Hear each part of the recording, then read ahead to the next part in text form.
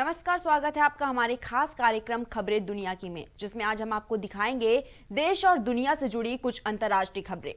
Joe Biden को मोदी के make in India अभियान से टेंशन हो गई है, जिसके चलते बाइडेन प्रशासन ने अमेरिकी संसद से कहा है कि भारत में हाल में शुरू किया गया मेक इन इंडिया प्रोग्राम दोनों देशों के बीच व्यापार संबंधों में खड़ी होने वाली चुनौतियों का प्रतीक बन गया है। तो चलिए जानते हैं कि आखिर क्यों बाइडेन को मोदी का यह अभियान खटक रहा है।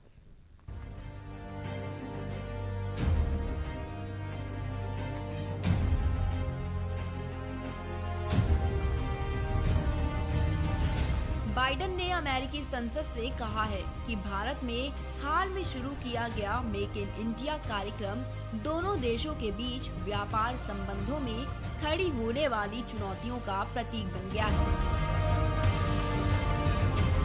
अमेरिका के व्यापार प्रतिनिधि USTR ने अपनी 2021 की व्यापार नीति एजेंडा और 2020 की वार्षिक रिपोर्ट में कहा है कि 2020 के दौरान अमेरिका ने लगातार भारत के साथ बाजार से जुड़े मुद्दों को सुलझाने के लिए प्रयास जारी रखा है।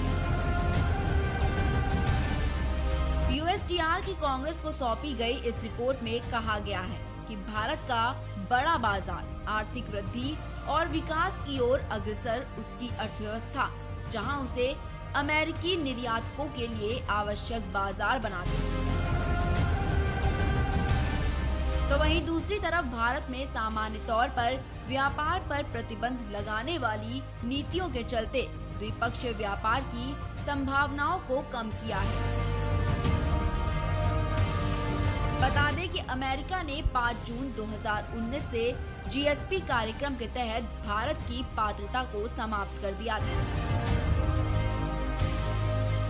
अमेरिका और भारत 2019 से तार्किक बाजार पहुंच पैकेज पर काम करने में जुटे हुए हैं। वर्ष 2020 में भी यह काम जारी रहा।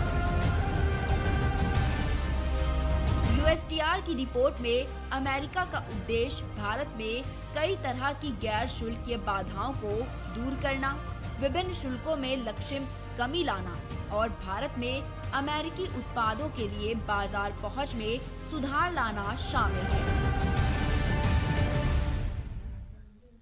चीन की बड़ी साजिश का खुलासा हुआ है कि मुंबई में ब्लैकआउट के पीछे चीन का हाथ है। यह दावा एक अमेरिकी एजेंसी के हवाले से किया गया है कि चीन भारत में साइबर अटैक की फिराक में है और अभी भी भारत में ब्लैकआउट की साजिश रच रहा है। इस खुलासे के बाद चीन बेनकाब हो गया है। हालांकि चीन अभी भी अपनी गलती मानने को तैयार नहीं है। तो चलिए जानते हैं कि अमेरिकी एजेंसी ने चीन को लेकर और क्या कुछ कहा है।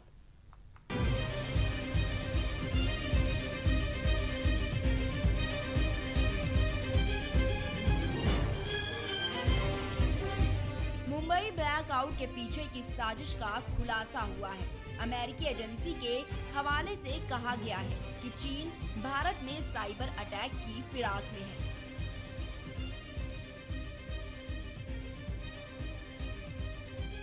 रिपोर्ट्स के मुताबिक चीन अभी भी भारत में ब्लैकआउट की साजिश रच रहा है। इस खुलासे के बाद चीन घिर गया है। हालांकि चीन अभी भी अपनी गलती मानने को तैयार नहीं है।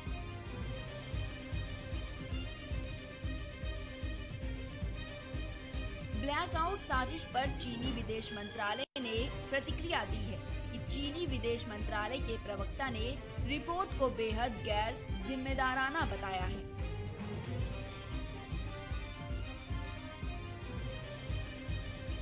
अक्सर साइबर अटैक के लिए आरोपों में घिरे रहने वाले चीन के विदेश मंत्रालय की तरफ से कहा गया है। चीन साइबर सुरक्षा के पक्ष में दृढ़ता से खड़ा हुआ है।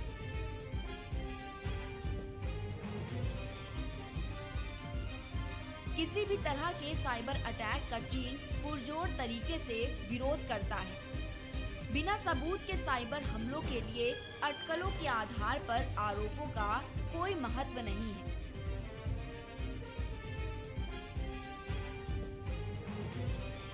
बता दें कि इससे पहले इंटरनेट के उपयोग का अध्ययन करने वाली मैसाचुसेट्स स्थित कंपनी रिकॉर्डेड फ्यूचर ने अपनी हालिया रिपोर्ट में भारत के पावर सेक्टर को चीन के रेडिचो ग्रुप द्वारा निशाना बनाए जाने का खुलासा किया।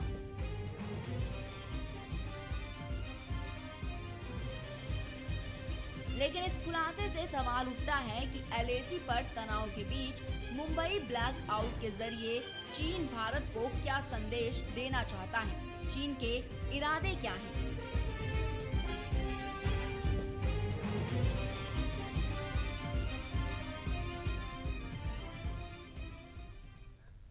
विंस्टन चर्चिल द्वारा बनाई गई मोरक्को की एक लैंडस्केप तस्वीर एंजेलिना जोली ने सोमवार को बेच दी। बता दें कि एंजेलिना ने इस तस्वीर की नीलामी की थी, जिसमें इस पेंटिंग की कीमत 84 करोड़ रुपए लगाई गई। तो चलिए जानते हैं कि क्या है इस पेंटिंग की खासियत।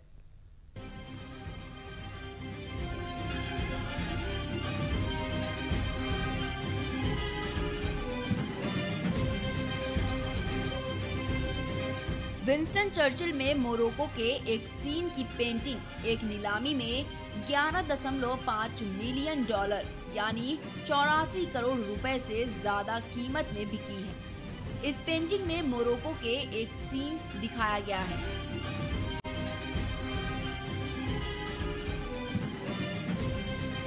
- 2011 में इसे एंजेलिना और उनके प्रेमी एवं अभिनेता ब्रैड पिट ने खरीदा था। दंपति 2019 में अलग हो गए थे। इस पेंटिंग को जोली फैमिली कलेक्शन ने यहाँ बेचा है।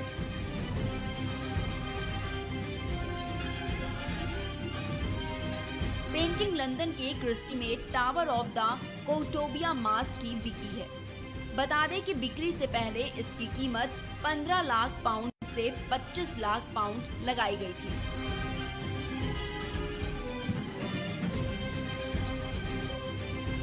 इससे पहले चर्चिल की सबसे महंगी पेंटिंग 18 लाख पाउंड की बिकी थी। इस पेंटिंग में एटलस पर्वत की पृष्ठभूमि में सूर्यास्त के समय मोरक्को की 12वीं शताब्दी की मस्जिद दिखाई गई है।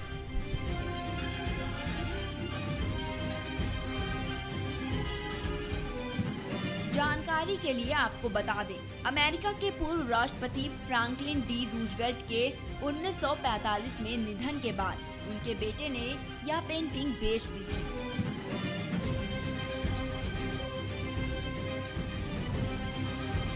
इसके बाद इसे कई लोगों ने खरीदा, लेकिन इस पेंटिंग को खरीदने वाले की अभी कोई जानकारी नहीं मिल पाई।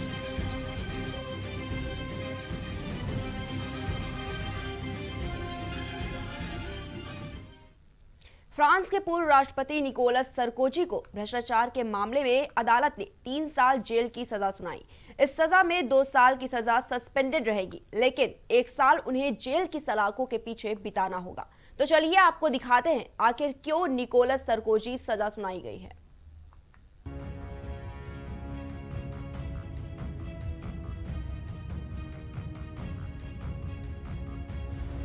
एक फ्रेंच कोर्ट ने देश के पूर्व राष्ट्रपति निकोलस सरकोजी को भ्रष्टाचार और पद के दुरुपयोग के मामले में दोषी पाया है और उन्हें 3 साल की सजा सुनाई है।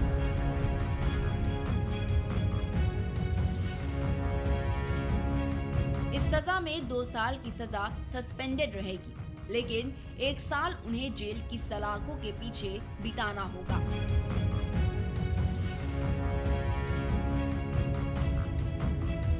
पूरा मामला ये है कि निकोलस सरकोजी 2007 से 2012 तक फ्रांस के राष्ट्रपति रहे थे।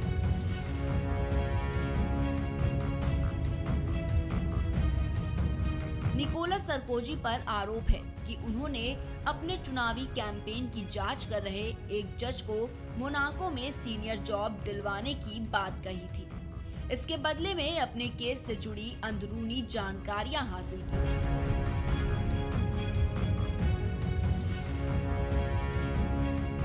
निकोलस सरकोजी को अब भी फ्रांस के रूढ़िवादी समाज का समर्थन प्राप्त है और वो चुनावी राजनीति में अहम भूमिका रखते हैं।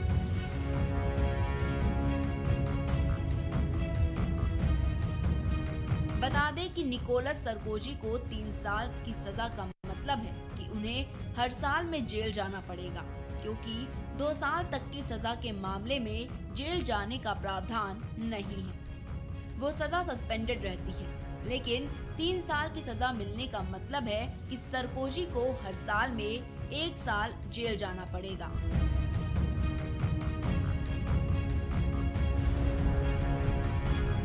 तो वहीं सरकोजी का बचाव करने वाले उनके वकील और पुराने दोस्त थेरी हर्जोग और सेवानिवृत्त मजिस्ट्रेट गिलबर्ट एजिब्लर्ट को भी दोषी ठहराया गया।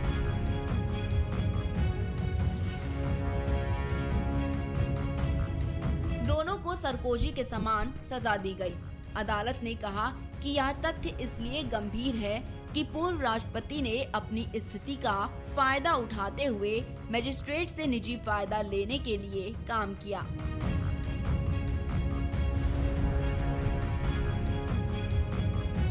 फ्रांस के 5वें रिपब्लिक राज में सजा पाने वाले निकोलस सरकोजी दूसरे पूर्व राष्ट्रपति हैं।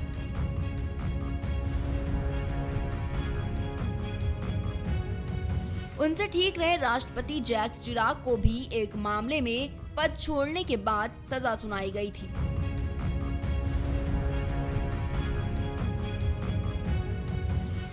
चिराग की साल 2019 में मौत हो गई थी। उन्हें साल 2011 में पेरिस सिटी हॉल में राजनीतिक कार्यकर्ताओं को नौकरी देने के मामले में सजा सुनाई गई थी।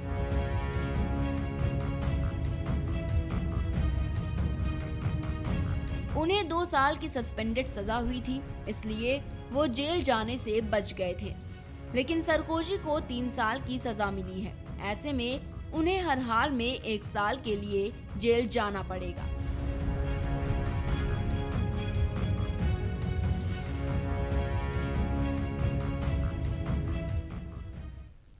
म्यांमार में सैन्य तख्तापलट के बीच आम लोगों का दमन बढ़ता जा रहा है। खासकर सैन्य तख्तापलट का विरोध करने सड़कों पर उतर रहे लोग सेना के निशाने पर हैं। पिछले सप्ताह के अंत में प्रदर्शनकारियों पर गोली चलाने से करीब 2 दर्जन प्रदर्शनकारियों की मौत हो गई थी। तो बीते मंगलवार को म्यांमार पुलिस ने आम लोगों पर गोलियां बरसाई।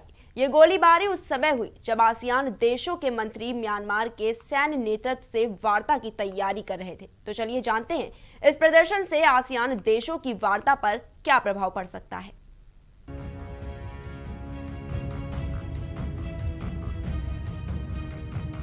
म्यांमार में सैन्य तख्तापलट के बीच आम लोगों का दमन बढ़ता जा रहा है। खासकर सैन्य तख्तापलट का विरोध करने सड़कों पर उतरे लोग सेना के निशाने पर हैं।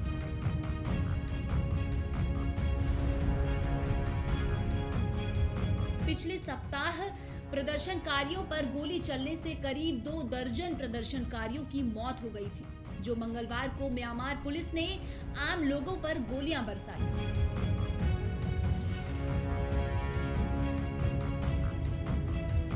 ये गोलीबारी उस समय हुई जब आसियान देशों के मंत्री म्यांमार के सैन्य नेतृत्व से वार्ता की तैयारी कर रहे हैं।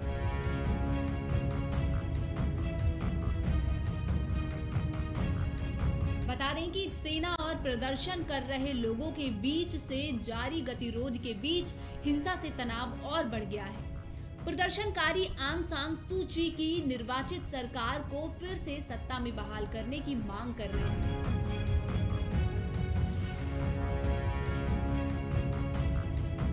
सेना ने 1 फरवरी को तख्ता पलट कर सू की और अन्य नेताओं को गिरफ्तार कर लिया था।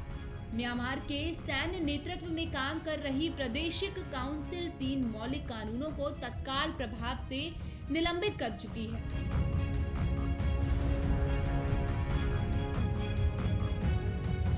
इसमें व्यक्तिगत सुरक्षा और स्वतंत्रता से संबंधित कानून की धारा 5, 7 और 8 भी शामिल है।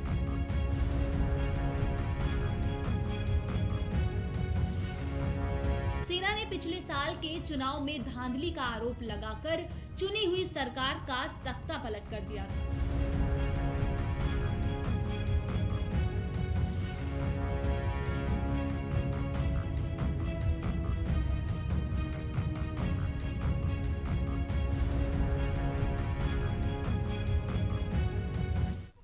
कैलिफोर्निया में अमेरिका मैक्सिको सीमा पर बीते मंगलवार की सुबह एक एसयूवी और ट्रैक्टर ट्रेलर की टक्कर में 13 लोगों की मौत हो गई और कई शव सड़क के पार पड़े देखे गए। तो चलिए जानते हैं इस घटना में और क्या कुछ हुआ।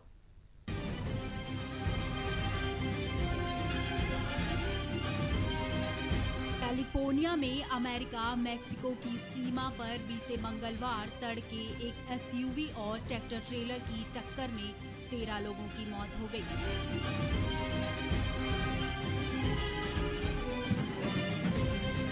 और कई शव सड़क के पार देखे गए। इस एसयूवी में 25 लोग सवार थे। जांच अधिकारी इस मामले की मानव तस्करी के पहलू से भी जांच कर रहे हैं।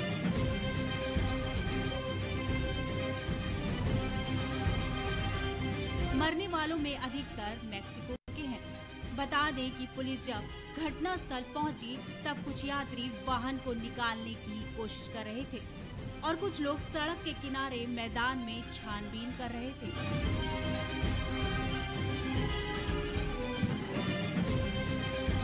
ट्रैक्टर ट्रेलर का सामने का किनारा एसयूवी के बाईं ओर लगा था और 2 खाली ट्रेलर उसके पीछे जुड़े थे।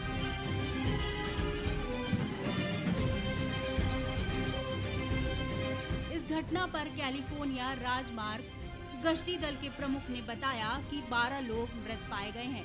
एक व्यक्ति की मौत अस्पताल में हुई है। हालांकि मरे हुए लोगों में किसी की पहचान नहीं बताई गई है।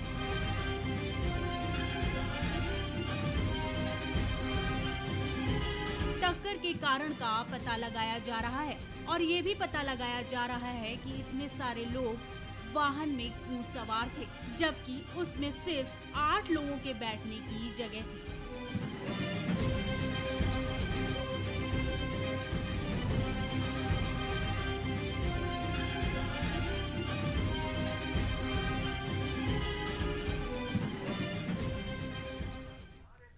इंडोनेशिया के माउंट सिनबंग ज्वालामुखी में बीते मंगलवार को एक के बाद एक 13 विस्फोट हुए और इस विस्फोट के बाद आसमान में कई किलोमीटर तक ऊपर धुएं और राख का गुबार छा गया। तो चलिए जानते हैं कि ज्वालामुखी फटने के बाद क्या कुछ हुआ।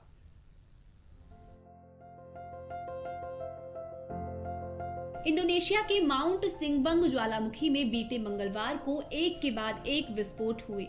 हालांकि इस ज्वालामुखी में हुए इन विस्फोट में किसी के भी हताहत होने की कोई खबर नहीं है। स्थानीय आपदा प्रबंधन अफसरों के अनुसार बीते मंगलवार को माउंट सिनबंग में हुए विस्फोट के बाद आसमान में कई किलोमीटर तक ऊपर धुएं और राख का गुब्बारा छा गया था। बता दें कि सेंटर फॉर पीवीएमबीजी के अनुसार उत्तरी सुमात्रा प्रांत में स्थित माउंट सिनबंग करीब 2460 मीटर ऊंचा है। ये 400 साल तक शांत रहने के बाद 2010 में सक्रिय हुआ था और 2013 में इसमें विस्फोट होने शुरू हुए थे।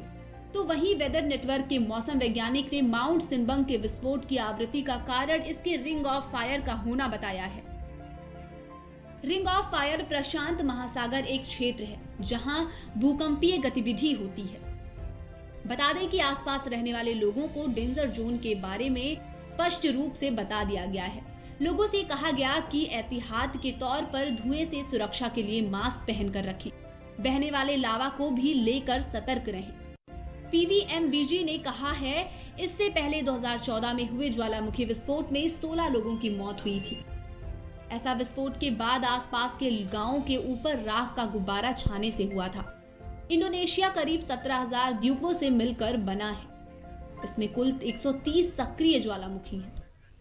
डेमोक्रेटिक और रिपब्लिकन सीनेटरों के विरोध का सामना करने के बाद ऑफिस ऑफ मैनेजमेंट और बजट की प्रमुख के पद के लिए राष्ट्रपति जो बाइडेन की पसंद मानी जा रही भारतीय अमेरिकी नीरा टंडन ने अपना नामांकन वापस लेने को कहा है। तो आपको बताते हैं कि आखिर क्यों नीरा ने अपना नामांकन वापस लेने को कहा है।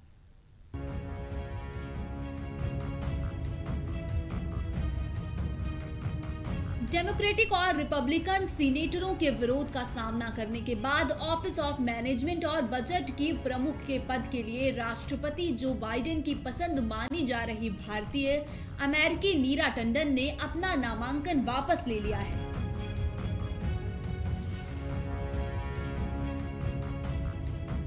टंडन के नामांकन वापस लेने के बाद यह बाइडेन के नॉमिनी की पहली हाई प्रोफाइल हार मानी जा रही है।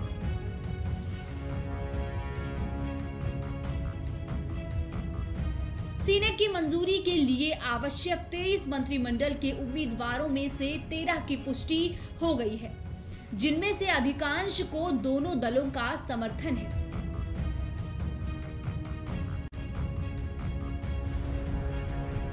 टंडन ने बाइडेन को एक पत्र में लिखा, अब यह स्पष्ट हो गया है कि अप्रूवल पाने के लिए कोई रास्ता नहीं है और मैं नहीं चाहती हूं कि मेरे नामांकन को जारी रखा जाए।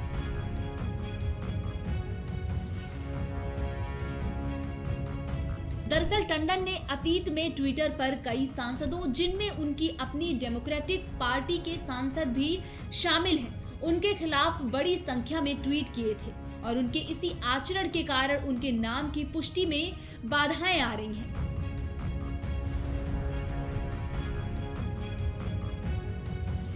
गौरतलब है कि रिपब्लिकन और डेमोक्रेटिक पार्टी के अनेक सांसदों के खिलाफ नीरा ने सैकड़ों ट्वीट किए थे और इन सदस्यों ने सीनेट में नीरा के खिलाफ वोट डालने का निश्चय किया था।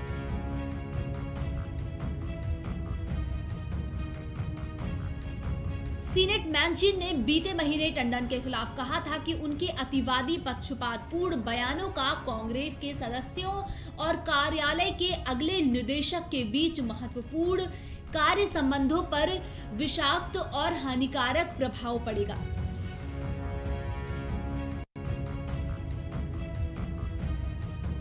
टंडन को 51 वोटों की जरूरत थी, जिनमें उपराष्ट्रपति कमला हैरिस ने एक टाई ब्रेकर के रूप में काम किया, लेकिन मैंचिन के समर्थन के बिना व्हाइट हाउस को उनका समर्थन करने के लिए किसी रिपब्लिकन सांसद को खोजना पड़ा।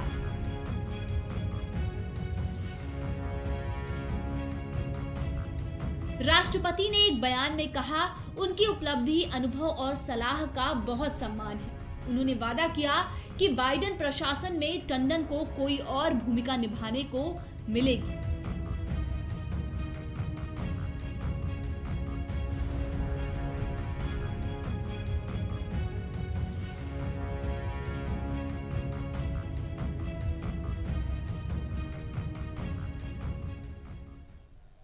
आज के हमारे इस खास कार्यक्रम में बस इतना ही। देश दुनिया की तमाम बड़ी खबरों को देखने के लिए देखते रहिए प्राइम टीवी।